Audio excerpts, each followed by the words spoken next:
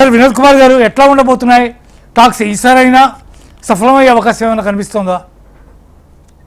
ఇప్పుడు చూసినట్టయితే మనకు ముందుగా మీకు తోటి ప్యానలిస్ట్ ప్రేక్షకులందరికీ నమస్కారం.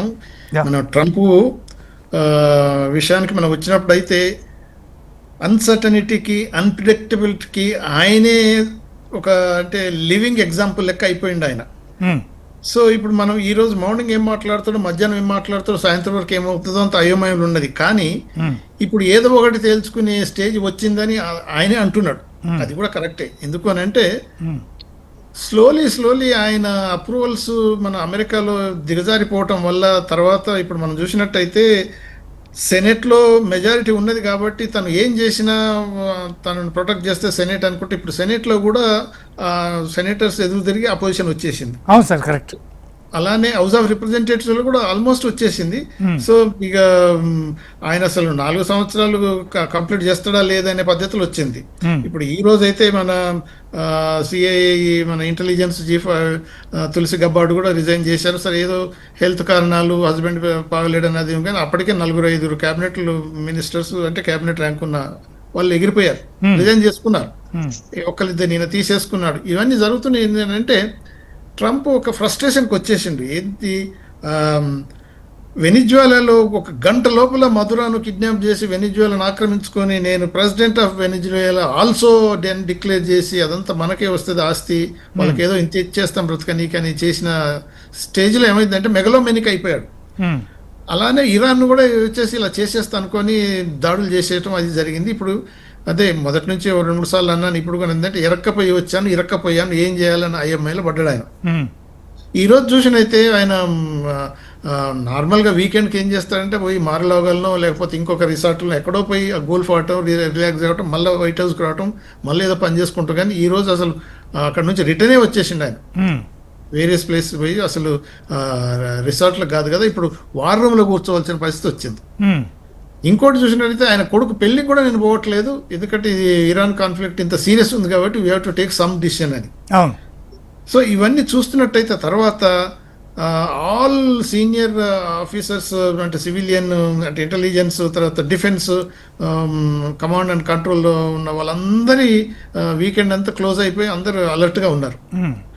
అంటే ఇవన్నీ ఇండికేషన్స్ ఏంటంటే కొంతవరకు ఈ డిప్లొమాటిక్ ప్రెషర్ పెట్టినా కానీ ఇరాన్ ఈల్డ్ కాకపోవచ్చు, అమెరికా డిమాండ్స్ అన్నింటినీ యాక్సెప్ట్ చేయకపోవచ్చు అనేది అయితే ఒక ఇంప్రెషన్ వచ్చేసింది.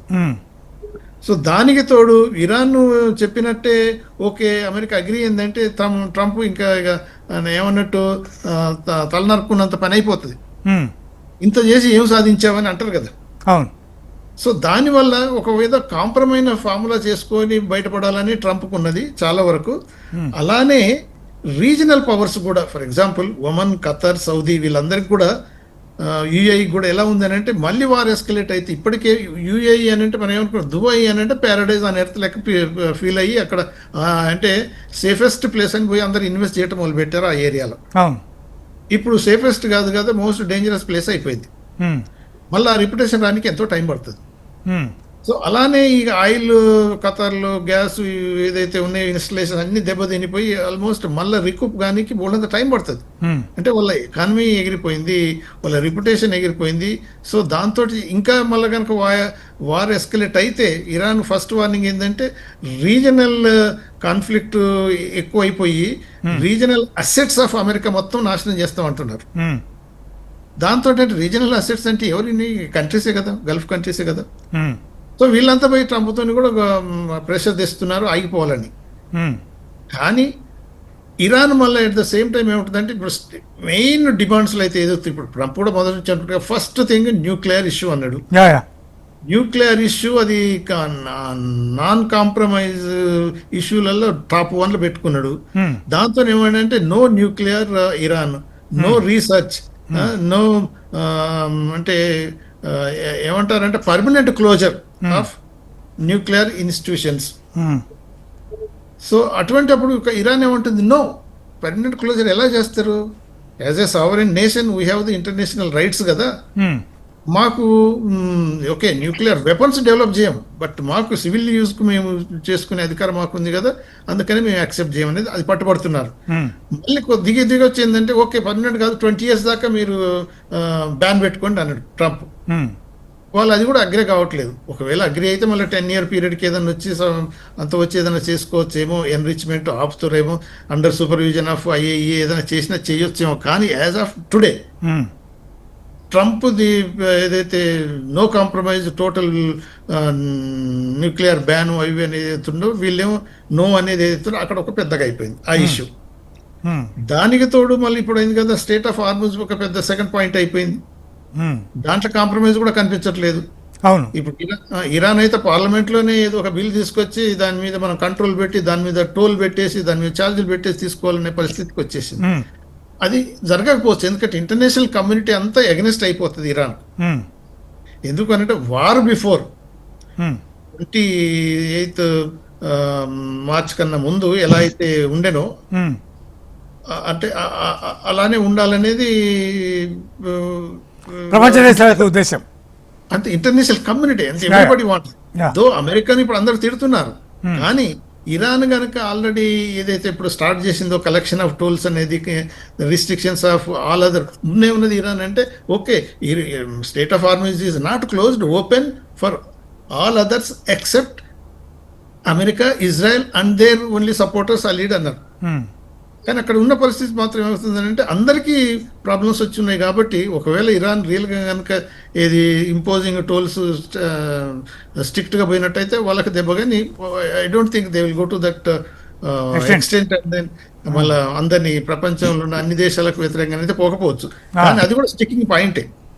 సో అది సాల్వ్ కావట్లేదు. మళ్ళీ తర్వాత ఇప్పుడు అమెరికా ఏముంటుందంటే న్యూక్లియర్ ఇష్యూ కాదు, బ్యాలిస్టిక్ మిసైల్స్ కూడా మీరు ఏమాత్రం ముట్టుకోవద్దు. ఇరాన్ ఇక ఇరాన్ ఉంటుంది అదే అవుతుంది, నువ్వు మొత్తం డిక్టేట్ చేస్తే మరి ఇక మేము ఇండిపెండెంట్గా సావరెన్ కంట్రీ కాకుండా చేస్తే అలా కాదు. కానీ దాంట్లో ఇవన్నీ ఈ డిఫరెన్సెస్ అన్నీ కొంతవరకు డిఫికల్ట్ స్టేజ్లో ఉన్నాయి. కాంప్రమైజ్ అయ్యే పరిస్థితిలో ఒక్కోసారి అనిపిస్తుంది, ఇంకొకసారి ఏమనిపిస్తుంది అంటే నో అని మళ్ళీ ట్రంప్ ఏమంటే no no no no no no no no nuclear total zero అన్ని అబ్లిటరీ చేసిన అన్నోడు మళ్ళీ న్యూక్లియర్ ఇప్పుడు 400 kilograms ఉన్నది, అది ఎన్రిచ్డ్ ఉన్నది, అది కంట్రీలో ఉండటానికి వీల్లేదు, it has to be sent to America అంటాడు. కాకపోతే నా ఉద్దేశ ప్రకారం ఏంటంటే ఆల్రెడీ ఈ రష్యన్స్ అంటే express their interest to take this enriched uranium till that time. వాళ్ళు కూడా అన్నది ఏంటంటే పర్మనెంట్ కానీ కాదు, till that time when Iran needs something for the civilian use, we'll get it back. ఆ స్టేజ్లో ఏదో ఒక కొంత కాంప్రమైజ్ కావచ్చు. కానీ యాజ్ ఆఫ్ టుడే ఇట్లా చూసినట్టయితే ఈ అఫ్కోర్స్ ముల్లా మునీర్ అంటాను నేను ఎప్పుడు, ఆయన ఏదో ఫీల్డ్ మార్షల్ మునీర్ అనను, ఆయన ఇక ఆ పద్ధతిలో ఉన్నాడు కాబట్టి ఆయన ఇప్పుడు టెహరాన్లోనే ఉండి నెగోషియేషన్ చేస్తున్నాడు. అఫ్కోర్స్ ఒమన్ కూడా ఇన్వాల్వ్ అయింది, ఖతర్ ఇన్వాల్వ్ అయింది, తర్వాత సౌదీ కూడా ఇన్వాల్వ్ అయింది. ఇటువంటి అన్ని ఆ రీజనల్ కంట్రీస్ కూడా వార్ ఎస్కలేట్ అయితే ఎక్కువ డ్యామేజ్ అవుతుంది ఫర్దర్ అనేది భయంతో పాటు కూడా ప్రెషర్ తీసుకొస్తున్నారు. But all said and done ఈ 2 రోజుల్లో within 48 hours something will happen. నా ఆలోచన ప్రకారం ఏంటంటే ట్రంప్ అనుకున్నది సాధించలేడు, ఓకే, కానీ డిఫీట్ ఒప్పుకోడు. సో ఇటువంటి పరిస్థితుల్లో పిచ్చోని చేతిలో రాయి చెప్పలేమంటారు అంతే, బలగాలన్నీ మోహరించి పెట్టాడు కదా. సో అటువంటిప్పుడు ఏమిటంటే ఏదో ఒక స్ట్రైక్ చేసి సీరియస్గా స్ట్రైక్ చేసినా చేయొచ్చు. ఓకే, మ్యాక్సిమం పాసిబిలిటీస్ అలానే ఉన్నాయి ఈ రోజు అయితే as of now. Okay okay okay okay sir. Mastana గారు, ఇప్పుడు ఆల్రెడీ ఇప్పటికే పెట్రోల్ ధరలు చాలా విపరీతంగా పెరిగిపోతున్నటువంటి పరిస్థితి, క్రూడ్ ఆయిల్ ఇలాగే కనుక కొనసాగితే, యుద్ధం కనుక మళ్ళీ కనుక ఎస్కలేట్ కనుక అయినట్టయితే ఒకవేళ బ్యారెల్ ఒక్కొక్కటి $200 అయినా కూడా ఎవరు ఆశ్చర్యపోక్కర్లేదు అని ఒక సర్వే, అమెరికాకు సంబంధించినటువంటి సంస్థ ఒక సర్వే నివేదిక ఒకటి బయటపెట్టింది. ఒకవేళ అదే కనుక జరిగితే అసలు ప్రపంచ దేశాల యొక్క మనుగడ, ఆర్థిక పరిస్థితులు పూర్తిగా సర్వనాశనం అయిపోయేటటువంటి పరిస్థితి కనిపిస్తూ ఉంది.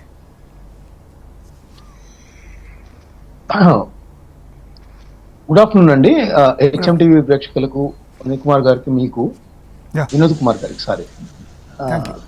ఇప్పుడు ఈరోజు మనకు తాజాగా అందుతున్న సమాచారం ప్రకారం చూస్తే ఇరాన్ గగనతలం మూసేశారు ఒకటి.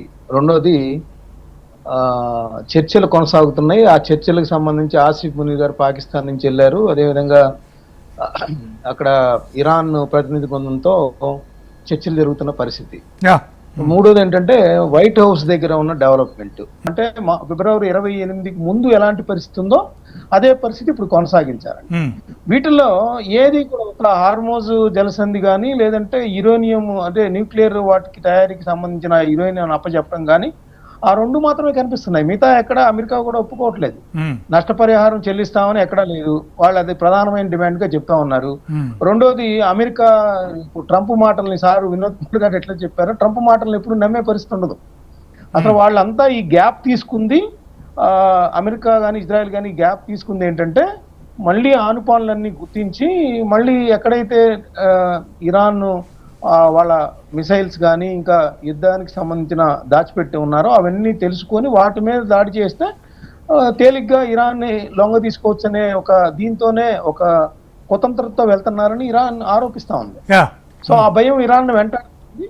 అయితే వాళ్ళు ఎక్కడా కూడా వాళ్ళు ఏమంటారంటే మేము తెగించుతారు. వాళ్ళు అమెరికానేమో సైనికుల ప్రాణాలు కోల్పోయడానికి రెడీగా లేదు, కానీ ఇరాన్ మాత్రం అది ఏదైనా మా దేశం కోసం ప్రాణత్యాగం చేయడానికి రెడీగా ఉన్నారని అటు ప్రజలు కానీ ఇటు ఏదైతే ఐఆర్జీసీ కోర్స్ గార్డ్స్ కానీ ఆ గార్డ్స్కి సంబంధించి కానీ వాళ్ళ సైనిక పాఠవాలు కానీ అవన్నీ ఏం తెలియజేస్తున్నాయి మనకి, ఇరాన్ ఎక్కడా తగ్గట్లేదు, రెడీగానే ఉంది దానికి, అంటే లొంగే పరిస్థితి లేదు అనేది చర్చల్లో కూడా స్పష్టమవుతా ఉంది. ఆసిఫ్ మునీర్ వీళ్ళందరూ కూడా పేరుకే కానీ ఈ అమెరికా ఏం చెప్తే అక్కడ అది వల్లవేయటం తప్పితే వాళ్ళు చేసేది ఏం లేదు కదా. అమెరికా పాకిస్తాన్ ఏమాత్రం బలం అని చెప్పాలి, భారత్కి వ్యతిరేకంగా కొద్దిగా పాకిస్తాన్ ఎంకరేజ్ చేయడం తప్పింది, లేకపోతే పాకిస్తాన్ అనేది అక్కడ మధ్యవర్తిత్వం వహించడానికి దానికి ఏం అర్హత ఉంది. సో ఇంకోటి రెండోది ఏంటి, ఇక్కడ నెతన్యాహు సంబంధించి అదేవిధంగా ట్రంప్ కు సంబంధించి కూడా భేదాభిప్రాయాలు వస్తా ఉన్నాయనేది. ఒక పక్కన అమెరికాలోనేమో ట్రంప్ మీద ఒత్తిడి పెరుగుతా ఉంది. ఏంటి వాళ్ళది ఇదేంటి ద్రవ్యోల్బణం ఏంటి, ధరల పెరుగుదల ఏంటి, క్రూడ్ ఆయిల్ ధరలు పెరగడం ఏంటి, ఎవరికో యుద్ధం చేస్తా ఉంటే ఇదంతా ఏంటనేది అక్కడ ప్రజలు పెద్ద ఎత్తున నిరసన వ్యక్తం చేస్తా ఉన్నారు. అక్కడ సెనెట్ లో కానీ ఇంకా అత్యున్నత స్థాయిలో కానీ అది వ్యతిరేకత వస్తా ఉంది. యాక్చువల్ గా ఇప్పుడు అక్కడ నిఘా విభాగపతి తులసి గబార్డ్స్ ఎవరైతే ఉన్నారో ఆమె రాజీనామా చేశారంటున్నారు. అయితే ఆమె చెప్తుంది ఏంటంటే పర్సనల్ రీజన్ చెప్తా ఉన్నారు. కానీ అక్కడేంటి ఆమె ఫస్ట్ నుంచి కూడా ఈ ట్రంప్ వైఖరిని కానీ అమెరికా యుద్ధాలు చేసి వాటన్నిటిని ఖర్చు చేయడం మీద కూడా ఆమె ఒక వ్యతిరేకమైన భావన కలిగి ఉంది. ఆమె రాజీనామా కూడా ఇప్పుడు మనం అర్థం చేసుకోవచ్చు. రెండోది ట్రంప్ కూడా ఒత్తిడి ఉంది. ఆయన ఏంటంటే ఏదో హీరో అవుదాం అనుకున్నాడు కానీ ప్రపంచంలోనే నేనేదో సామ్రాజ్యాధిపతిగా అగ్రదేశాధిపతిగా ఏదో చలాయిద్దాం అనుకున్నాడు కానీ ఇక్కడ పప్పులు ఉడకట్లే ఇరాన్ దగ్గర. ఆయన హీరో తర్వాత పక్కన విలన్ క్యారెక్టర్ కి సరిపోయే విధంగా ఆయన యొక్క వ్యవహార శైలి అంతా నడుస్తూ ఉంది. ఆయన మాట మీద నిలబడ్డు లేకపోతే ప్రపంచ దేశాలు ఇంకో కోణం కూడా చూడాలి శివప్రసాద్ గారు. ఇక్కడ ఆయన అసలు ఇదంతా యుద్ధాలంతా కూడా ఆయన ఆయుధాలు అమ్ముకోవటానికి ఆయన ఏదైతే షేర్లలో కంపెనీల్లో షేర్లలో పెట్టుబడి పెట్టాడో వాటిని పెంచుకుంటానికి కూడా యుద్ధం కొనసాగిస్తున్నాడు. ఎందుకంటే ఆయన ఒక ప్రకటన చేస్తే ప్రపంచంలో చాలా దేశాల్లో స్టాక్ మార్కెట్లు ఏ విధంగా పైకి వెళ్తున్నాయి, ఒకరోజు తగ్గించాలంటే ఇంకో స్టేట్మెంట్ ఏం కానీ తగ్గిపోతాం. సో ఇవన్నీ చూస్తూ ఉంటే అసలు యుద్ధం అనేది నిజంగా న్యూక్లియర్ దానికి కోసం చేస్తున్నారా, వీళ్ళ ఆయుధాలు అమ్ముకుంటానికి చేస్తున్నారా, వీళ్ళ వ్యాపారాలు పెంచుకుంటానికి చేస్తున్నారా, ఇవన్నీ కూడా ప్రపంచ దేశాల్లో అనుమానాలు రేకెత్తుతున్నాయి. దీంతో ట్రంప్ వైపు చూస్తే ఒక విలన్ గా చూస్తా ఉన్నారు ఈరోజు. ట్రంప్ కు సంబంధించిన వ్యవహార శైలి కానీ లేదంటే ఒక చిన్న దేశం ఇజ్రాయెల్ లాంటి నెతన్యాహు దగ్గర వాళ్ళు అతను చెప్పినట్టు ఏంటండి కంట్రోల్ లేకుండా డబ్బులేమో అమెరికావి, ప్రతీకారం తీర్చుకుంటుందేమో ఇజ్రాయెల్. సరే ఓకే, అది ఇరాన్ ని దెబ్బతీయటం ద్వారా క్రూడ్ ఆయిల్ మార్కెట్ మొత్తాన్ని కూడా హస్తగతం చేసుకోవడం అనే ఒక ఎత్తుగడ కూడా అమెరికా చేసింది, ట్రంప్ చేశాడు. కానీ ఇక టోటల్ గా ఇప్పుడు 85 రోజులు గడుస్తున్న తర్వాత మనకు అర్థమవుతుంది ఏంది, అమెరికా ఎటు వెళ్ళలేని పరిస్థితి. రెండోది హార్మోజ్ జలసంధి మూసివేయటం ద్వారా మిగతా ప్రపంచ దేశాలన్నీ కూడా అమెరికాని నిందిస్తా ఉన్నాయి, ఇదేంటి ఇలా చేస్తున్నారని. పైగా ఇంకోటి ఏంటి, ఏ దేశాల మద్దతు కూడా ఆయన కూడగట్టుకోలేకపోతున్నాడు. మిగతా నాటో కంట్రీస్ కానీ మిగతా దేశాలు కానీ ఎక్కడా కూడా ఆయనకి మద్దతు ఇస్తుంది ఎవరు? హార్మోజ్ ని తెరిపిద్దాం మీరు అందరు కలిసి వస్తారంటే ఎవరిని వచ్చారా ముందుకి? ఎవరు రాలేదు కదా. రెండవది గల్ఫ్ దేశాల పరిస్థితి ఏంటి, అక్కడ వీళ్ళ స్థావరాలు ఉన్నాయి, యుఏఈలో ఉన్నాయి, సౌదీ అరేబియాలో ఉన్నాయి, బహ్రెయిన్లో ఉన్నాయి. ఇవన్నీ కూడా సౌదీ అరేబియా మొత్తం వీటన్నిటికీ భయమైంది. ఇప్పుడు ఇరాన్ వాళ్ళ మీద దాడి పాటించింది. మీరు చర్చల్లో కనుక సానుకూలత రాకపోతే ఏదైతే అమెరికా బెదిరిస్తా ఉందో ఇరాన్ కూడా అదే బెదిరింపులకు దిగుతూ ఉంది. మీ స్థావరాలు ఉన్న దేశాలన్నింటినీ కూడా మేము నాశనం చేస్తామని చెప్తా ఉంది. అది చేసుకోవడం చూపుతుంది కదా, అక్కడక్కడ దాడులు చేయటం, అక్కడక్కడ విమానాశ్రయాల మీద, వేరే గల్ఫ్ దేశాల మీద. ఇప్పుడు గల్ఫ్ దేశాలు ఏంటి, బాబు మీరు ఆపండి అయ్యా బాబు, ఇది ఆపితే మళ్ళీ లేకపోతే మా దేశాలు కూడా దెబ్బతింటాయి అనేది మళ్ళీ ట్రంప్ అడుగుతా ఉన్న పరిస్థితి కూడా. ట్రంప్ కూడా ఏం చెప్తున్నాడు, ఈ గల్ఫ్ దేశాలు ఆగమన్నాయి కాబట్టి నేను ఆగాను, కానీ లేకపోతే నేను ఓడబొడిచేవాడిని, ఈ పాటికి అయిపోయేది, ఇరాన్ మొత్తం కూడా అత్తగతం చేసుకునే వాళ్ళం అన్నారు. చేసుకునేటట్టయితే 85 రోజులు ఎందుకు గడుస్తుంది? సో ఖచ్చితంగా మీరు చెప్తున్న దాని ప్రకారం క్రూడ్ ఆయిల్ కి సంబంధించి రానున్న కాలంలో మరింత గడ్డు రోజులు అయితే రానున్నాయనేది మనం చెప్పచ్చు. ఎందుకంటే ఖచ్చితంగా ఇప్పుడు మన దేశంలో కూడా ఇప్పుడు మూడోసారి పెంచుతా ఉన్నారు. ఇక ఎక్కడ దాకా వెళ్తుందో తెలియదు. మనకు హార్మోజ్ సంబంధించి కూడా అటు రావటం ఆగిపోయిన పరిస్థితి. రెండోది కూడా ఇంకోటి కూడా గమనించాలి, గల్ఫ్ దేశాల్లో మనకు ఖతార్ కానీ వీటి దగ్గర నుంచి ఎక్కడి నుంచి అయితే వస్తా ఉన్నాయో ఫెర్టిలైజర్స్ కానీ క్రూడ్ ఆయిల్ కానీ అవన్నీ కూడా ప్రొడక్షన్ లో చాలా డౌన్ ఫాల్కి వెళ్ళిపోయినాయి ఈ దాడుల కారణంగా. ఒకవేళ హార్మోజ్ తెరిచినా కూడా వెంటనే అక్కడన్న ప్రొడక్షన్ అంతా వచ్చేటట్టు కూడా వెంటనే ఉండదు కదా. సో దీని ఇంపాక్ట్ కొన్ని నెలల పాటు భారతదేశం మీద ఉంటుంది, మిగతా చాలా దేశాల మీద కూడా ఉంటుంది. సో ఆర్థిక పరిస్థితులు, ఆర్థిక మాంద్యం పరిస్థితులు కూడా దాపురించేవి త్వరలోనే ఉన్నాయని చెప్పొచ్చు. అది ఆల్రెడీ ప్రారంభమైంది. ఎందుకంటే మనకి మొన్న హైదరాబాద్ వచ్చినప్పుడు ఆయన చెప్పారు కదా, నరేంద్ర మోడీ గారు కూడా. సో ఆయన చుచాయిగా చెప్పారు, అవన్నీ కూడా ఇంప్లిమెంట్ అవుతా ఉన్నాయి. సో రానున్న కాలం ఎటు పరిస్థితుల్లో కూడా గడ్డు పరిస్థితులు ఎదుర్కొంటానికి భారతదేశ ప్రజలందరూ కూడా సిద్ధమై ఉండాలనేది నేను చెప్తా. ఓకే సార్, వినోద్ గారు, ఓ పక్క ఇంత పెద్ద చర్చలు జరుగుతున్నాయి, ఇంత టెన్షన్ జరుగుతోంది, మొత్తం ప్రపంచ దేశాలన్నీ కూడా ఇరాన్ వైపు అమెరికా వైపు చూస్తున్నటువంటి పరిస్థితి. అట్లాంటి నేపథ్యంలో అమెరికా నుంచి భారత్లో చర్చలు జరపడానికి రూబియోని ఎందుకు పంపించినట్టు ఈ టైంలో? దీని వెనకాల ఇంకేమైనా ఉందా? ఇప్పుడు మనం చూసినట్టయితే ఇది ఇప్పుడు రూబియో ఇండియాకు రావటం అనేది, ఇప్పుడు అది ఆయన వచ్చింది క్వాడ్ ఫారెన్ మినిస్టర్స్ మీటింగ్ మన ఇండియాలో జరుగుతుంది కాబట్టి ఆయన వచ్చారు. అవును సరే, ఇప్పుడు మామూలుగా ఇప్పుడు ఈ క్వాడ్ అనేది వాళ్ళ ఇనిషియేటివ్ కాబట్టి ఇప్పుడు మన